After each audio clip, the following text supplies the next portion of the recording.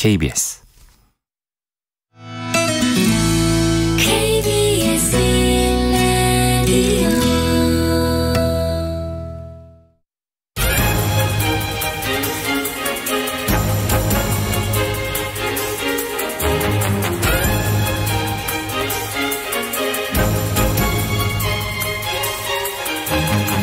오늘 아침 일라디오.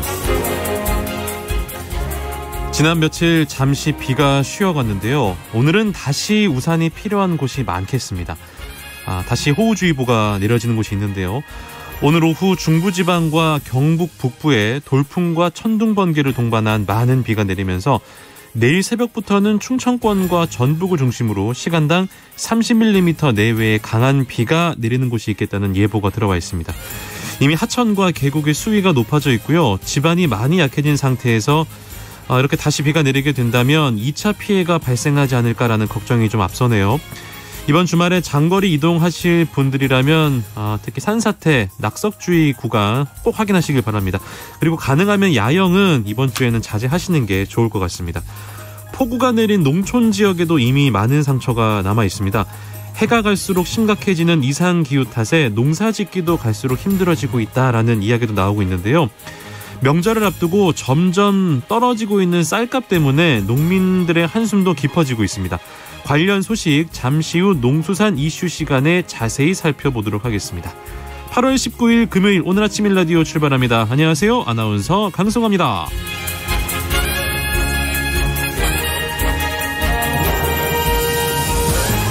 오늘 아침 일라디오 오늘도 생방송으로 함께하겠습니다. 방송에 참여하실 분들 단문 50원, 장문 100원이 드는 유료 문자 샵 9730 이용하셔도 되고요.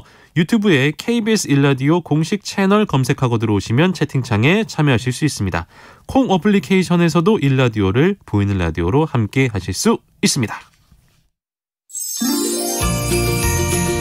유익한 정보와 살아있는 이야기가 있습니다. KBS 오늘 아침 일라디오.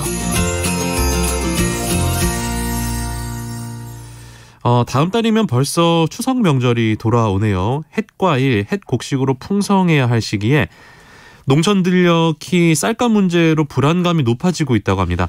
지난해 수확기 이후에 쌀값이 계속 떨어지고 있고요. 그 하락폭이 45년 만에 최대치라고 하는군요. 그런데 쌀값 폭락에 대한 원인을 두고 정부와 농촌 현장 각각 다른 문제를 지적을 하고 있습니다. 정부에서는요, 소비량이 크게 줄었다는 데서 원인을 찾고 있고요. 농민분들은 지난해 개정한 양곡관리법을 정부가 법대로 운영하지 않았을 뿐 아니라 매년 들어오는 수입쌀이 쌀값 하락에 영향을 주고 있다라고 주장을 하고 있습니다. 지난 17일 국회에서 이 주제로 토론회를 열었는데요. 농수산 이슈, 오늘은 최근 농촌의 가장 큰 이슈인 쌀값 폭락 문제 그리고 쌀 정책을 논의한 국회 토론회 내용을 알아보도록 하겠습니다. 한국농정신문 원재정 기자 전화 연결해 볼게요. 안녕하세요. 네, 안녕하세요. 한국농정신문 원재정입니다. 지난 17일 국회에서 쌀값 폭락 문제 그리고 앞으로 쌀 정책을 어떻게 해야 할 것인지 논의하는 토론회가 열렸죠. 네, 지난 17일 국회에서 쌀값 폭락, 쌀 정책 어떻게 할 것인가 토론회가 열렸습니다. 국회의원회 간 토론회 장소 중에서 가장 큰 대회의실에서 행사가 진행됐는데 전국 각지에서 500여 명의 농민분들이 참여해서 토론회장이 가득 찼고요. 네. 토론회를 공동 주최한 국회의원만 10명이었습니다. 소병훈 농해수위원장도 같이 공동 주최로 참여했고요. 네. 최근 가장 심각한 농업 현안이 쌀값 폭락 문제라는 것을 다시 한번 확인한 자리였습니다. 쌀값이 계속해서 하락하고 있다. 여러 언론을 통해서도 그리고 저희 코너를 통해서도 계속 전해드렸는데 이번 토론회의 핵심 내용이 뭐였습니까? 예, 2021년산 쌀값이 수확기를 기준으로 계속 하락해왔고 정부가 모두 3차에 걸쳐서 시장 격리를 했습니다. 신곡 수요량 이외에 남는 쌀을 사들여서 정부가 소유하면서 시중 쌀값을 정상화시키고자 했는데요. 현재 이제 3차 시장 격리는 진행 중입니다. 시장 격리 물량만 모두 37만 톤에 달하는데요. 하지만 정부가 단행한 시장 격리는 결과적으로 쌀값 정상화에 실패했습니다. 쌀값이 떨어졌다고 하는데 얼마나 떨어졌나 좀 확인을 해보니 네. 지난해 수학기를 기준으로 쌀값 하락폭이 45년 만에 최대치라고 합니다. 그래서 이번 이제 국회 토론회에서는 왜 이렇게 쌀값이 떨어진 건지, 그리고 식량 위기 문제가 언제 벌어질지 모르는 상황에서 우리의 주식인 쌀수금 정책은 어떻게 가야 하는지에 대해 논의했고요. 농민단체, 농식품부, 농협, 연구자 등이 발표자, 토론자로 참석했습니다. 네, 주목할 만한 내용은 어떤 것들이 나왔습니까? 예, 여러 의미 있는 내용들이 발표됐는데 그중에서도 공익법률센터 농본 대표를 맡고 있는 하승수 변호사의 발제 내용 소개해드리겠습니다. 네. 이번 쌀값 폭락 문제에 농식품부에 명백한 과오가 있다는 점을 조목조목으로 신랄하게 비판했는데요. 핵심은 2021년산 쌀시장 격리 과정에서 정부 관료들이 고의적으로 양곡관리법을 위반한 것으로 보인다는 것을 지적을 했고, 네. 또 개정 취지가 훼손되지 않게 보완 입법이 필요하다 이렇게 제안했습니다. 쌀 시장 격리 과정 중에 어떤 측면이 위법하다고 본 건지 구체적으로 한번 들어볼게요. 예, 2020년 1월 9일에 양곡관리법이 개정됐습니다. 네. 양곡 정책의 대대적인 변화가 법 개정과 함께 진행됐는데요. 그 이전에는 변동직불제라고 해서 네. 쌀값의 목표 가격을 책정해두고 그보다 시세가 하락하면 목표 가격과 시세 그 차이의 85%를 지원했습니다. 네네. 쌀값에 안전장치가 되어 있다 이렇게 보시면 되는데요. 농가의 소득 보전, 그리고 쌀 생산에 안정적인 기반을 확보하는 이 변동직불제가 폐지되고 그 시장 격리제가 도입됐습니다. 네. 당시 이 쌀값 안정장치가 사라진다는 것에 대해서 농민분들의 반대는 물론이고요. 국회의 반대도 당연히 거셌는데요. 정부가 안심시킨 논리는 요건이 되면 자동으로 시장 격리를 한다는 것이었습니다. 그래서 당시 언론 보도에도 쌀 자동시장 격리제 도입 확정 이런 제목의 기사들이 나오기도 했습니다. 네. 양곡관리법 개정 입법 취지를 보면 변동직불제 폐지에 따른 농가 불안 해소, 그리고 기상이나 작황 등에 따른 쌀 수급 및 가격 불안의 대비, 또 체계적인 쌀 수급 안정장치 마련 등이 이렇게 나와 있습니다. 네. 그리고 시장 격리를 할 수 있는 요건도 명확하게 나와 있는데요. 쌀 초과 생산량이 신곡 수요량이 3%를 넘을 경우, 또는 단경기라 그래서 쌀이 좀 부족한 7월부터 9월, 또 수확기의 쌀값이 전년보다 5% 이상 하락할 경우에 시장 격리를 해야 한다 이렇게 되어 있습니다. 네, 그러니까 양곡관리법을 개정 취지 그리고 시장격리제 도입 요건 모두를 지키지 않았다라고 보는 거군요. 예, 맞습니다. 하승수 변호사는 농민들이 예측할 수 없도록 정부가 마음대로 격리 시기, 격리 물량, 가격을 정했다 이렇게 얘기를 했고요. 네. 양곡관리법 입법 취지를 완전히 무력화시키고 근본적으로는 훼손시켰다 이렇게 비판을 했습니다. 실제 개정된 양곡관리법에는 10월 15일까지 쌀 수급 안정 대책을 수립해서 공표하겠다 이렇게 돼 있는데요. 할 수 있다가 아니라 해야 한다고 돼 있습니다. 하승수 변호사는 날짜도 10월 15일이라고 명시돼 있고, 당시 이제 국회 농해수위 법안심사소위원회 회의록을 보면 통계청에서 발표하는 쌀 생산량 예측 결과가 10월 7일에서 8일 정도에 나오니까 조금 넉넉하게 15일까지는 대책을 발표하는 것으로 논의가 돼 있다 이렇게 설명을 했고요. 이 회의록은 이제 토론회 자료집에도 친절하게 다 실려 있어서 근거를 다 누가 어떤 말을 했는지, 어떤 의원이 어떤 질문을 했는지 다 확인할 수 있습니다. 네. 또 하나는 시장 격리 물량을 정하는 문제인데, 입법 취지는 수요량보다 많은 초과 생산량은 기준으로 이제 산정해야 한다. 그리고 예외 조항이 있는데, 이 관련된 국회 회의록을 보면 최소한 초과 생산량은 매입해야 하고 또 플러스 알파로 더할 수 있다는 것을 언급하고 있습니다. 그리고 시장 격리 때 최저가 경쟁 입찰제를 도입을 해서 쌀값을 더 낮추는 역할을 했다. 쓴소리가 굉장히 많이 터져 나왔는데, 실제 매입 시기, 매입 절차 등은 고시에 나와 있습니다. 농식품부 장관이 만든 고시에 따르면 쌀의 매입은 공공비축 및 매입 시기 함께 실시한다 이렇게 돼 있는데, 네. 하승수 변호사는 이 부분을 들어서 매입 절차도 공공비축 및 매입 절차를 준용해야 한다고 돼 있으므로 법을 지켜서 시장 격리를 해야 했다 이런 점을 지적을 했습니다. 그러니까 간단하게 정리를 하자면 법대로만 쌀 시장 격리를 했어도 쌀값 폭락 문제가 지금처럼 심각하진 않았을 거다라는 이야기인 건가요? 네, 맞습니다. 최소한 이 격리 시기만 빨랐어도 세금을 들여서 쌀을 사들인 효과는 충분히 확인할 수 있었다고 봅니다. 네. 지난 2017년에도 비슷한 상황이 있었는데요. 문재인 정부가 출범하던 해에도 쌀값이 굉장히 많이 폭락을 했고, 문재인 정부 초대 농식품부 장관이 현재 김영록 전라남도 도지사인데요. 네. 37만 톤의 시장 격리를 10월에 선언을 했습니다. 이후 산지 쌀값은 가시적인 이 상승세를 보였고요. 그리고 뭐 3년간의 차작물 재배 지원을 꾸준히 실시한 결과 쌀값이 좀 안정을 찾았습니다. 선제적인 생산 조정이 효과적인 가격 안정 결과를 낳았던 것이죠. 하물며 지금 현재 양곡관리법에는 10월 15일이라는 기한이 명시가 돼 있고 또 2021년 본격적인 쌀 수확기 이전부터 시장 격리에 대한 현장 요구가 굉장히 빗발쳤습니다. 하지만 아무런 조치가 없었죠. 12월 말에서야 27만 톤의 시장 격리가 발표됐습니다.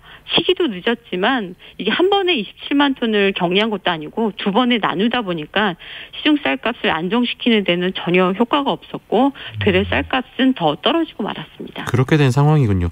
농민분들의 의견은 어땠습니까? 네, 현 시점에서 가장 이제 핵심적으로 요구하는 것은 2022년산 올해 수확기 대책입니다. 네. 이날 이제 발표를 한 임병희 한국쌀전업농 중앙연합회 사무총장은 지금 추세로 간다면 올해 쌀값은 2018년보다 더 떨어질 것이라고 우려했습니다. 근데 문제는 생산비가 굉장히 폭등한 상태예요. 맞습니다. 기름값, 인건비, 네. 농자재비 안 오른 게 없는데 이런 생산비는 오른 상태에서 쌀값이 떨어지면 농가소득은 굉장히 심각한 타격을 입을 수밖에 없습니다. 그렇겠죠. 문재인 정부가 떨어지는 쌀값 반등에 성공했던 것처럼 윤석열 정부도 쌀값 하향세를 반등시킬 수 있는 특단의 대책으로 의지를 보여달라는 것이 현장의 의견이었고요. 네. 또 이제 쌀 생산이 과잉됐다는 얘기는 사실이 아니라는 점도 현장 발언에서 굉장히 많이 나왔습니다. 이 문제는 이제 지난번 농식품부 대통령 업무보고 이 사전 브리핑에서 오늘 기자가 우리나라의 쌀 자급률이 100%가 넘는 것으로 알고 있다. 이렇게 얘기를 꺼내서 정황근 농식품부 장관이 바로 잡기도 했는데요. 네. 현재 우리나라의 쌀 자급률은 92.8%입니다. 그래서 생산 과잉이 아니라 매년 40만 8,700톤의 쌀을 수입하고 있기 때문에 공급 과잉 상황이 된 겁니다. 네. 요즘처럼 기후위기, 코로나19, 또 러시아, 우크라이나 전쟁 등으로 식량 자급의 중요성이 세계적 화두인데요. 쌀값을 계속 농민분들이 강조하는 이유 중에 하나가 쌀 자급률 문제와도 연관이 되어 있습니다. 소득이 안정돼야지 농민들이 농사를 계속 지을 수 있기 때문이죠. 그렇군요. 토론회를 주최한 국회의원들은 어떤 이야기를 했습니까? 예, 우선 양곡관리법을 개정하겠다는 얘기를 공통적으로 했습니다. 네. 현재 국회에 양곡관리법 개정안이 5건 발의돼 있는데요. 서삼석 의원, 윤재갑 의원, 김승남 의원, 윤준병 의원, 위성권 의원 이렇게 대표 발의한 양곡관리법 개정안 5건이 있는데 네. 그 내용들은 자동으로 시장격리를 하게 한다. 그러니까 의무 시장격리제를 담고 있고 또 생산자 단체 대표가 포함된 협의기구에서 쌀 매입 가격을 결정하게 한다. 이런 내용 등이 담겨 있습니다. 9월 정기국회에서 양곡관리법 개정안이 좀 상정이 되고 통과까지 됐으면 좋겠다. 이게 농민들의 희망사항이고요. 앞서 하승수 변호사가 지적한 2021년산 쌀 시장 격리 과정에서 나타난 문제점에 대해서는 국정감사에서 좀 집중 다뤄주셨으면 좋겠습니다. 어제 이제 전남 강진 지역의 농민분과 통화를 하다 보니까 조생종 벼는 벌써 수확이 시작됐다고 합니다. 네. 이 폭락한 쌀값이 2022년 햅쌀 시세에 영향을 주지 말아야 될 텐데 굉장히 걱정이 많으셨고요.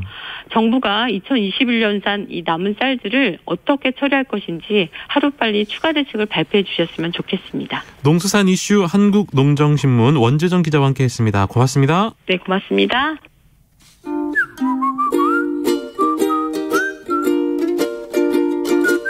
오늘 아침 1라디오 강승화 아나운서의 진행으로 듣고 계십니다.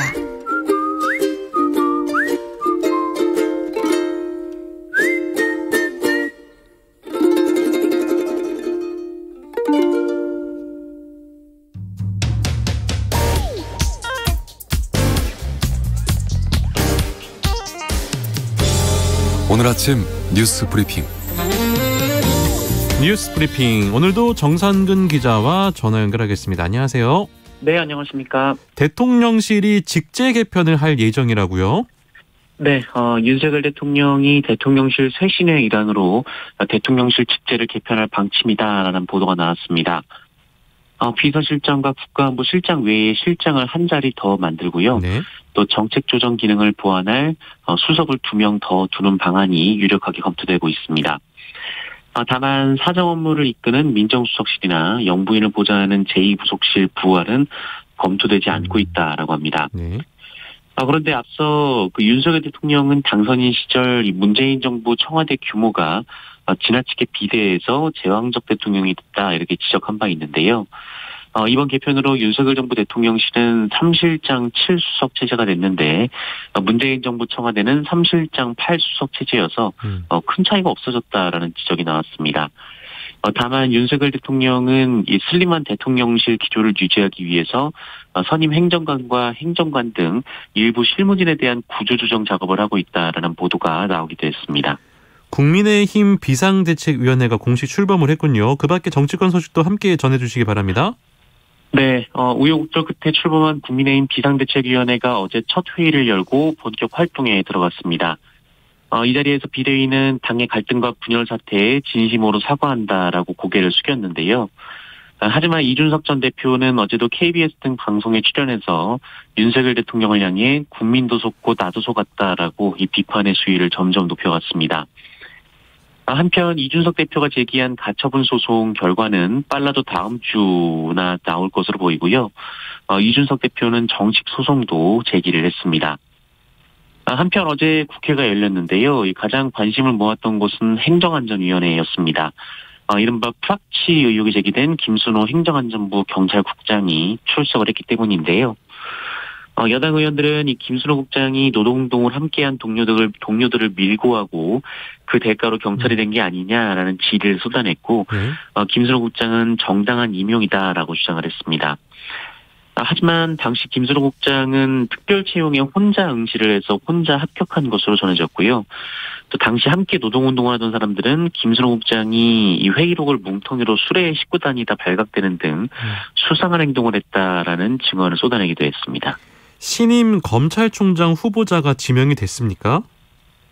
네, 한동훈 법무부 장관이 어제 윤석열 대통령에게 검찰총장 후보자로 이원석 대검찰청 차장검사를 임명 제청했습니다. 이원석 후보자는 특수통 출신으로 윤석열 사단의 핵심으로 꼽히고요. 또 한동훈 법무부 장관과도 사법연수원 동기로 막역한 사이로 알려져 있습니다. 또 지난 3개월간 검찰총장 직무대리로 검찰 조직을 이끈 바 있습니다. 이원석 후보자는 이 검찰 구성원 모두의 힘을 합쳐서 이 국민의 기본권 보호에 모든 힘을 다 쏟도록 하겠다라고 했고요. 네. 밖에서 염려하시는 것을 충분히 잘 알고 있기 때문에 이 중립성의 가치를 소중하게 지키도록 노력하겠다라고 밝혔습니다. 그런데 KBS는 어제 이원석 후보자가 이른바 정은호 게이트로 현직 부장판사를 수사할 당시 영장 청구 계획 같은 민감한 수사 정보를 법원 측에 유출했다라는 의혹을 제기했습니다. 네. 이와 관련해 이 후보자는 이 법원행정처의 감사, 징계 담당자에게 비위법관 인사조치를 위한 이 절차에 관해서 통보한 것일 뿐이다라고 해명을 했습니다. 한편 공정거래위원장에는 한기정 서울대 법학전문대학원 교수가 내정이 됐습니다. 대통령실 김대기 비서실장은 이 한기정 후보자에 대해서 시장주의 경제원칙을 존중하는 법학자다라고 밝혔습니다. 네. 코로나19 상황도 한번 짚어보도록 하겠습니다. 네, 어제 코로나19 신규 확진자 수는 17만 8,574명이었습니다. 전날보다는 2,200여 명 정도 줄었습니다만 지난주에 1.3배 그리고 2주 전에 1.6배로 배율은 조금 늘었습니다. 또 목요일 발표된 신규 확진자 수만 놓고 보면 19주 만에 가장 많았었습니다. 네. 위중증 환자 수는 전날보다 1명 많은 470명으로 이틀째 400명대를 기록했고요. 사망한 확진자는 61명으로 직전일보다 19명 증가를 했습니다. 한편 중앙안전대책본부는 국내에서 코로나19로 사망한 소아 청소년이 누적 44명이며 이 가운데 대부분은 기저질환자 혹은 미접종자라고 밝혔습니다. 기저질환은 뇌전증 등 신경계 질환이 22.7%였고 내분비계 질환이 11.4% 순이었습니다. 또한 방역당국은 최근 코로나19 재감염 비율이 높아지고 있는 가운데 감염 이력이 있는 사람이라도 3차 접종을 해줄 것을 권고했습니다. 박근혜 전 대통령에게 소주병을 던진 40대 실형을 선고받았다고요? 네, 박근혜 전 대통령에게 소주병을 던진 혐의로 재판에 넘겨진 40대에게 징역 1년이 선고됐습니다. 대구지법 서부지원은 어제 지난 3월 24일 이태구 달성군 사저에 도착해 대국민 인사말을 하던 박근혜 전 대통령을 향해서 소주병을 던진 혐의, 이 특수상해 미수로 구속 기소된 이모 씨에게 이같이 판결하고 피고인이 범행에 사용한 커터칼, 가위, 쇠톱, 몰수를 명령했습니다. 이 범행 당시 소주병은 박근혜 전 대통령 3m 앞에 떨어졌고요. 이 파편이 1m 앞까지 튀기도 했습니다만 다친 사람은 없었습니다. 현장에서 붙잡힌 이 남성은 박근혜 전 대통령이 인혁당 사건에 대해 사과하지 않아서 범행을 저질렀다라고 밝혔습니다만 네. 정작 인혁당 사건 피해자들과는 무관한 것으로 드러났습니다. 재판부는 종합적으로 고려하면 위험한 물건을 이용해서 박근혜 전 대통령에게 상해를 가하려 한 범위가 충분히 인정된다라면서 이전에 상해 등 이 형사처벌을 받은 전력이 다수 있다라는 점도 고려했다고 밝혔습니다. 아파트 사시는 분들에게 조금 솔깃할 만한 내용인데 정부가 층간소음 대책을 내놨습니다. 어떤 내용입니까? 네, 층간소음으로 인한 이웃 사이 갈등이 매년 빠르게 늘면서 정부가 대책을 내놨습니다. 실제로 이 층간소음 문제로 인한 이웃 간의 갈등이 극심해지고 있는데요. 지난해 11월 인천의 한 다세대 주택에서는 이 40대 남성이 아래층에 사는 일가족 3명에게 흉기를 휘두른 바 있고, 또 지난달에는 고양시 일산 서구의 한 아파트에서 20대 남성이 그 위층에 사는 80대 남성을 숨지게 한 바도 있습니다. 네. 이 모두 층간소음으로 인한 갈등이 원인이었고요. 특히 코로나19 장기화로 집에 머무는 시간이 길어지면서 이 층간소음 민원은 가파르게 늘어났습니다. 이에 대한 정부의 대책은 이 소음을 줄이는 매트를 설치하면 이 최대 300만 원까지 빌려주기로 했습니다. 네. 이는 소득 수준에 따라 무이자부터 연 1%대의 저리로 제공되고요. 네. 또한 새로 짓는 주택의 바닥을 두껍게 하는 등 이 층간 소음을 줄인 건설사에는 이 분양보증 수수료를 최대 30%까지 깎아주고, 또 늘어난 공사비는 분양가에 더할 수 있도록 하고 용적률 기준도 완화해줄 계획입니다. 그러나 전문가들은 이 바닥만 보강한다고 이 층간 소음을 막을 수는 없다, 이렇게 지적을 하고 있습니다. 이 한국 아파트가 모두 벽식 구조이기 때문에 이 위층이 아니라 다른 곳에서 뛰어도 이 아래층에서 소음이 들릴 수밖에 없는 구조라고 하는데요. 네. 이에 국토부는 층간 소음에 우수하다고 알려진 이 남행 구조 등 이 다양한 방식에 대한 연구 용역도 추진하겠다라고 밝혔습니다. 서울시에서요, 아이를 봐주는 친인척에게도 수당을 주기로 했다. 이거 무슨 내용인가요? 네, 서울시가 만 3세 이전의 아이를 조부모 혹은 가까운 친인척이 돌보는 경우 수당을 지급하겠다라고 밝혔습니다. 네. 이 월 40시간 이상 아이를 맡아 돌본다면 아이 한 명당 아이 한 명은 30만 원, 30만 원. 이 두 명은 45만 원, 이런 식으로 돌봄 수당을 준다라는 건데요. 36개월 이하 영아를 둔 이 기준 중위소득 150% 이하 가구가 대상인데 최대 1년까지 지원이 가능합니다. 이 조부모에게 돌봄 수당을 주는 자치구 그리고 지자체는 일부 있지만 네. 이 친인척까지 넓힌 것은 서울시가 처음인데요. 육아의 부담을 덜어서 출산을 장려하겠다라는 취지로 이 서울시는 보건복지부와 사회보장협의 등을 거쳐서 내년 16,000명을 시작으로 오는 2026년까지 모두 49,000여 명을 지원한다라는 계획입니다. 하지만 벌써부터 부정하게 수급을 타낼 수 있다라는 우려가 나오고 있는데요. 네. 육아 조력자라는 신분과 활동 내역을 일일이 확인하기 어렵기 때문입니다. 서울시는 이에 이 사전 활동 계획서와 서약서를 받고 부정수급 적발 시에는 강력한 제재를 환수하는 방안을 제재에서 환수하는 방안을 검토 중이라고 밝혔습니다. 네. 세계 최대 고인돌을 훼손한 김해 씨에 대한 수사가 착수가 됐다. 이게 어떤 내용입니까? 네. 경남 김해시가 이 세계 최대 규모로 알려진 이 고인돌 복원 정비 공사를 진행하던 중에 유적을 훼손한 혐의로 고발돼서 경찰 조사를 받게 됐습니다. 김해 중부경찰서는 문화재청이 정비 사업이 주체인 이 홍태용 김해시장을 매장문화재 보전 및 조사에 관한 법률 31조 2항을 위반했다면서 고발함에 따라 수사에 착수했다라고 밝혔습니다. 네.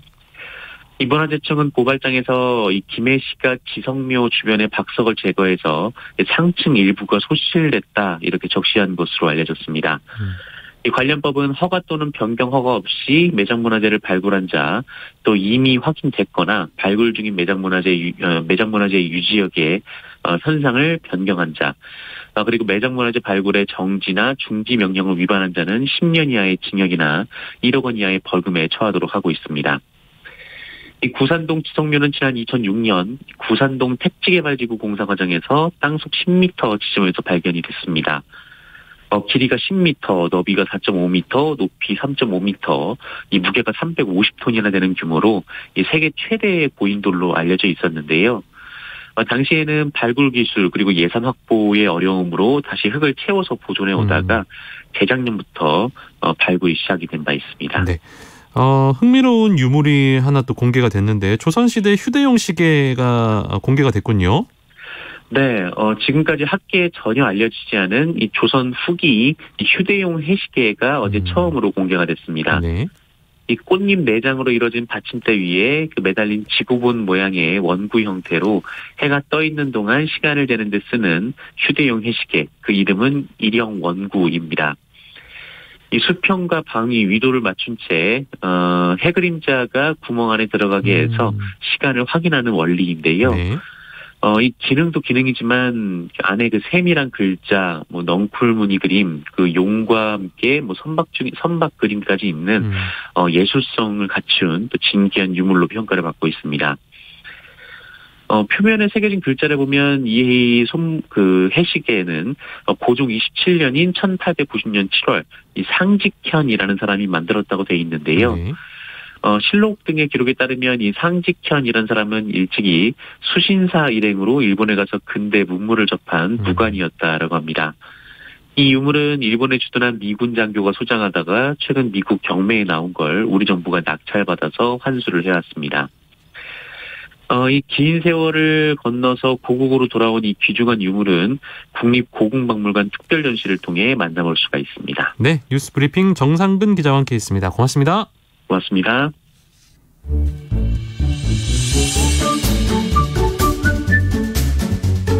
아침을 여는 기분 좋은 습관. KBS 오늘 아침 1라디오.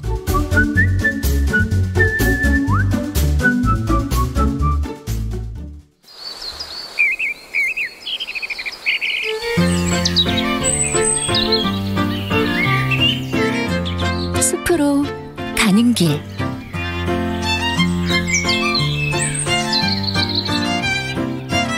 숲으로 가는 길, 오늘도 숲 해설가 김서정 작가와 함께하겠습니다. 어서 오세요. 네, 안녕하세요. 아유, 오랜만에 뵙습니다. 네. 오늘은 어느 숲으로 가볼까요?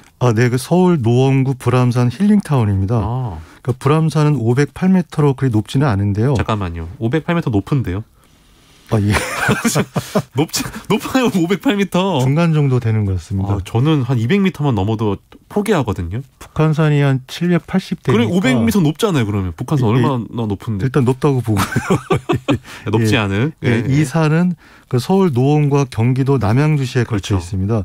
그러니까 불암산 힐링타운은 그 서울 지역에 속하는 건데요.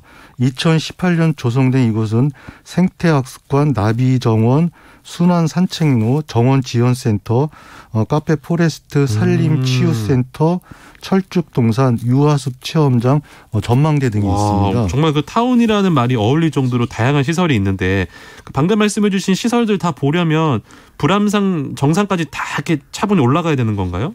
그렇지가 않습니다. 아니에요. 이 타운이기 때문에 네. 이 4호선 상계역에서 10여 분 걸으면 닿을 수 있는 곳인데요. 그 모든 시설이 불암산 아래에 그 자락에 모두 자리를 잡고 있고요. 또 데크나 포장도로로 연결이 돼 있어 누구나 편하게 한두 시간이면은 그 숲이 주는 선물을 만끽하실 수 있는 곳입니다.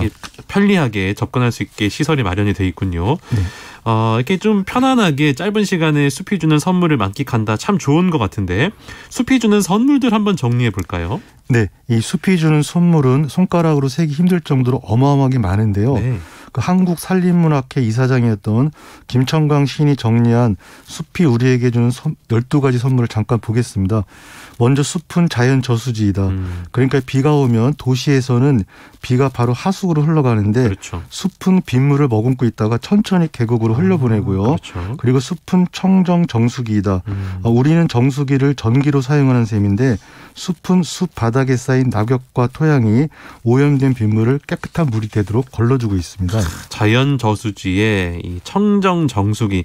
하여튼 뭐 이 두 개만 들어도 돈으로 환산할 수 없을 만한 최고의 선물을 숲이 우리에게 주고 있다는 생각이 듭니다.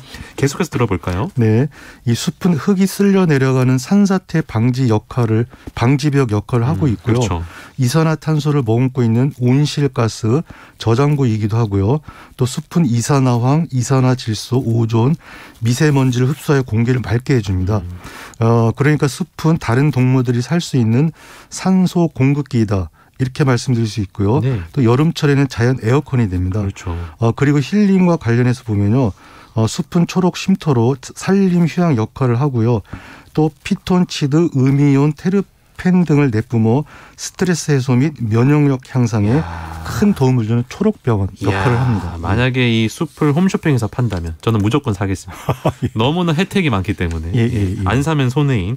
여기까지만 들어도 숲에 꼭 가야겠는데 아직까지 더 남아있다고요? 네, 두 개가 더 남아 있는데요. 이 알고 보면 숲 자체가 우리 생명의 시작이자 끝이라고 저는 생각하는데요. 네. 그러니까 숲이 없으면 지구 생태계 시스템은 어떻게 될지 모른다는 거고요. 그러면 우리도 어떻게 존재하게 될지 이제 난감해지는 그렇죠. 경우가 됩니다. 김천강 시인이 정리한 마지막 선물 2개는요. 숲은 동물과 식물이 사는 보물창고, 즉 숲은 동물, 식물, 곤충이 먹이사슬을 이루며 사는 생물 자원의 보물 창고가 되고요. 이는 산림 생물 다양성 보존에서 아주 중요하고, 마지막으로 12번째 선물은 숲은 봄, 여름, 가을, 겨울 등 이 사계절의 아름다움과 자연 풍경화를 볼 수 있는 자연 미술관이 됩니다.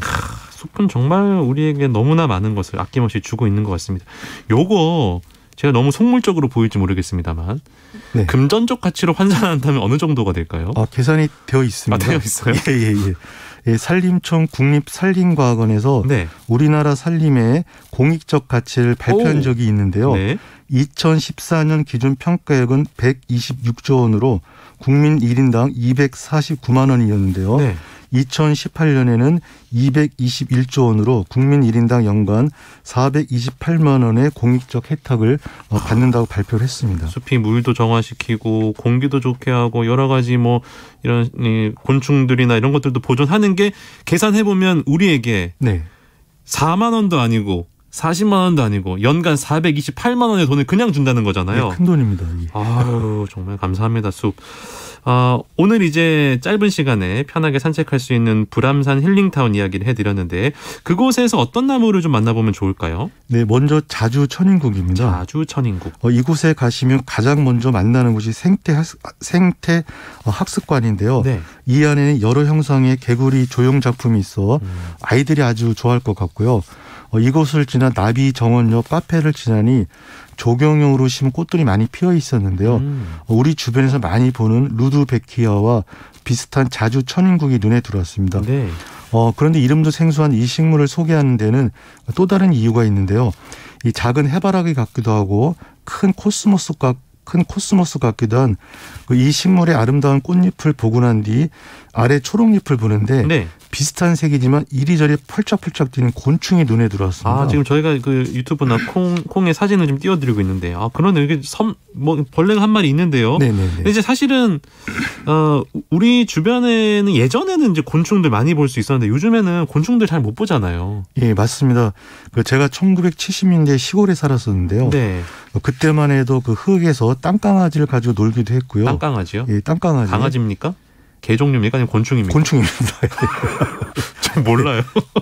도시에 사셨군요. 예, 땅강아지를 본 적이 없습니다. 강아지는 많이 봤죠. 그럼 요 얘기는 아실 것 같아요. 제가 도시에 또 초등학교 3학년 때 도시에 나왔는데 도시 왔습니다. 도시에 와니까 그 초등학교 앞에서 아저씨들이 네. 그 물방개 게임을 이렇게 아이들을 모아놓고 하는 걸 봤습니다. 몇 번 물방개가 그 꼬린장까지 얼마나 빨리 가는지. 네, 맞습니다. 일종의 도박이었죠. 도박입니다. 예. 그런데 이 물방개가 늘 꽝인 곳으로 많이 갔는데요. 맞아요. 나중에 알고 보니까 상품이 큰 곳에는 이 아저씨들이 물방개가 싫어하는 약을 몰래 발라놓았다고 합니다. 진짜예요? 네, 진짜입니다. 아저씨들 어쩐지 안 가요. 막 그 저렴한 상품만 가고 예, 그렇게 됩니다. 예. 물방개들에게 좀 미안하다는 생각이 또 갑자기 드는군요. 네. 어찌 됐건 작가님께서 이제 중년이시기 때문에 그 연령분들은 곤충과 관련된 추억들이 참 많을 것 같은데 요즘에는 곤충을 진짜로 보기가 어려워졌어요. 예, 도시에 되게 어려운데요. 네. 그러니까 먼저 도시화 현상이라고 볼 수가 있고요. 우리가 비어있는 땅을 보면은 사실 비어있는 게 아니라 거기에는 수많은 곤충들이 살고 있습니다. 네. 근데 우리 눈에 비어있으니 건물을 짓게 되는 거고요. 뭐 지을 생각부터 하죠. 예, 그러면 곤충들이 터전을 잃게 됩니다. 맞습니다. 이 곤충들은 이동거리가 넓지 않아서 이동들을 못하고 그냥 사라지게 되는 거고요. 네. 그리고 우리가 나무를 보호하기 위해서 치는 약도 영향을 주고요. 기후변화도 당연히 영향을 주고 있는데요. 곤충이 사라지는 이유 바로 이거다라고는 현재까지는 정확히 결론을 내리지 못하고 있답니다. 그 이제 요즘 어린 친구들은 곤충을 자주 못 보기 때문에 좀 곤충이라고 부르기보다는 벌레 뭐 이렇게 좀 낯설게 생각하기도 하던데 네. 그러면은 방금 말씀해주신 자주 천인국에서 봤던 그 조그만 곤충 어떤 건가요? 네, 먼저 이 곤충과 벌레의 차이가 있는데요. 네. 어감상 곤충은 친근하고 친근합니다. 벌레는 가까이 하고 싶지 않은데요. 네. 벌레는 넓은 개념이고 그 안에 곤충강이 있습니다. 아, 그래요? 예, 그러니까 분리학적으로 같다고 봐야 하는 건데요. 지금도 그 제가 초등학교 가 수업을 해보면요. 네. 곤충에 관심이 있는 아이들이 많습니다. 맞습니다. 사실 저보다 곤충의 이름과 구조를 정확히 하는 아이들이 상당히 있는데요. 그렇죠. 그래도 아이들도 곤충에 속하는 바퀴, 그러니까 바퀴벌레나 파리나 모기 등은 아주 싫어했습니다. 저도 진짜 싫어합니다. 예, 저도 싫어하고요. 예, 모기 너무 싫어요. 모기 예. 진짜 싫어요. 예. 아직까지 모기가 있더라고요. 모기 너무 진짜 모기 보면 전 너무 화가 나서 소리 지르고 막 그래요. 소리까지. 너무 싫어서. 예. 그래서 아마 이 벌레 곤충은 생김새나 서식지 때문인 것 같기도 한데요. 네. 제가 자주 천인국에서 본 곤충은 섬서구 메뚜기 같았습니다. 섬서구 메뚜기. 제가 네. 메뚜기는 알거든요. 섬서구는 좀 낯섭니다. 어떤 곤충입니까? 네, 이 섬서구 메뚜기를 말씀드리기 전에 아까 말씀드린 자주 천인국을 간단히 말씀드리고 지나갈 식물. 해야 될 것 같은데요. 국립백두대간 수목원 전시원 관리실장 권현희 박사가 월간 원회에 쓰신 글을 보면요. 에키네시아는 국화과에 해당하는 식물로 북아메리카가 고향인 식물이고요. 자주천인국, 자주루드베키아, 드림국화 등으로 불리기도 하지만 흔히 속명을 그냥 부르는 것이 자연스럽고 국가 표준 식물 목록에도 속명을 그대로 한글로 반영해 사용하고 있다는데요. 그러니까 네. 에키네시아가 자주천인국입니다. 아하, 에키네시아. 우리 주변에서 많이 보이는 게 그 원추 천인국으로도 불리는 루드베키아인데요. 네. 이 구분법을 정리하면요.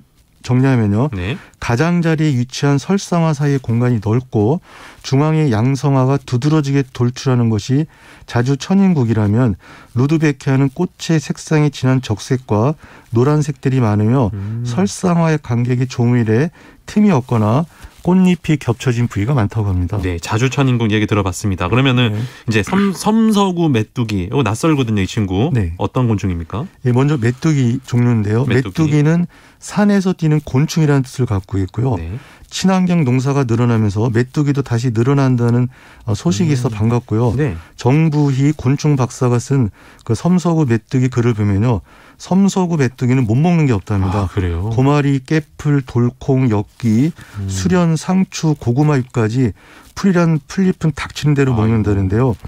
이는 큰 턱이 튼튼해 여느 곤충들처럼 특정 식물만 골라 먹지 않고 아무 식물이나 잘 씹어 먹을 수 있는 구조를 가지고 있답니다. 네.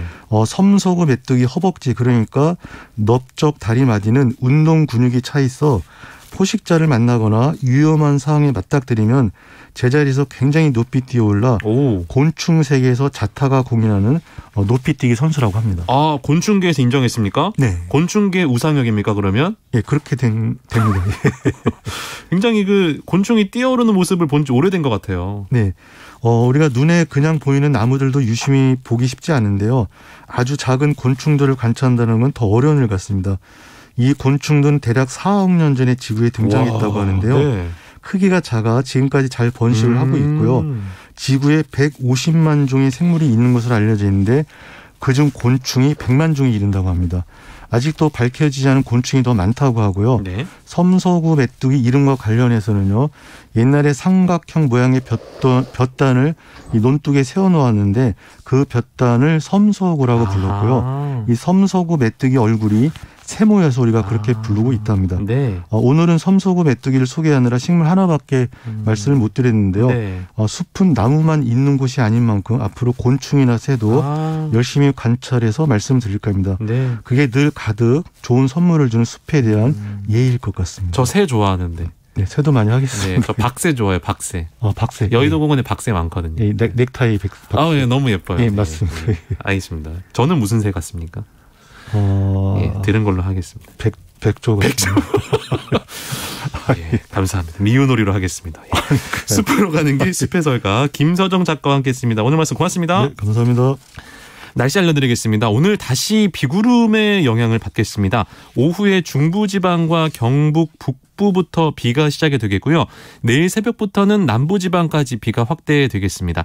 서울, 인천, 경기, 수도권의 예상 강수량은 20에서 70mm로 예상이 됩니다. 특히 경기 동부를 중심으로 천둥, 번개를 동반한 시간당 30mm 내외의 강한 비가 내리는 곳이 있겠습니다. 아무쪼록 비 피해 없도록 여러분들 준비 잘 해주시기 바랍니다.